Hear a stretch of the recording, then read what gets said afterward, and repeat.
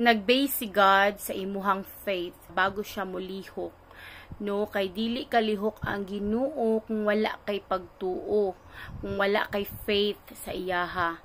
So kailangan na adjud tay faith kay God para maka-perform siya og milagro sa atong mga kinabuhi. No, kay bisan unsa na siya kaya na buhaton sa Ginoo basta naa kay pagsalig sa iyaha. So naatay basahon diri sa Matthew chapter 17 verse 20 to 21.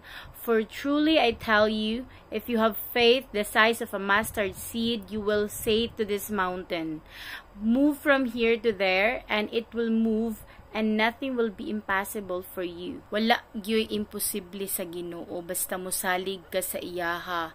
Ug kailangan makita gyud ni God nga naa kay pagtuo sa iyaha. Kay kung wala siya nakita sa imuhang kasing-kasing nga pagtuo, nga kaya niya buhaton ang tanan para sa imuha, dili kalihok ang Ginoo. So kailangan ipakita gyud nato sa Ginoo nga nagtiwala gyud sa iyaha, na agid siya'y buhaton nga milagro sa atong kinabuhi. Bisan pa man makita nimo ang imong sitwasyon nga murag wala na kay pag-asa, nga murag nahirapan na ka sa imong sitwasyon, nga grabe ang mga problema, no, ang mga problema nagsunod-sunod ang problema, nga murag walay kasulbaran nga problema, no, dili ta mag-base anang nahitabo sa tua.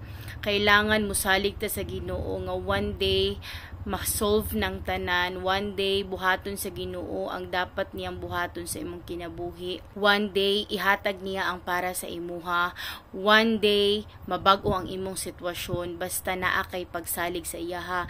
Bisan unsay nahitabo sa imong kinabuhi, don't quit kay hapit na ka sa finish line, no, bisan unsa man ang nahitabo sa imuha, no, just keep your faith. Kailangan na adjud kay pagsalig permi bisan unsa ang nahitabo sa imuhang kinabuhi.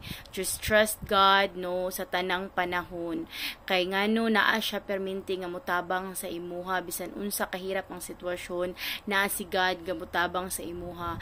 Basta ayaw lang jud pag-complain, ayaw lang jud kawala og pag-asa, kay ngano dili man gud makalihok si God kung nawad-an kag pag-asa. So kailangan i-activate jud nimo ang imong faith kay God, no, kay para ang Ginoo makalihok gid siya, maka-perform gid siya milagro para sa imong kinabuhi, kay para makita nimo ba nga milagroso gid ay ang Ginoo, para ma-experience nimo ang iyang pagkagamhanan.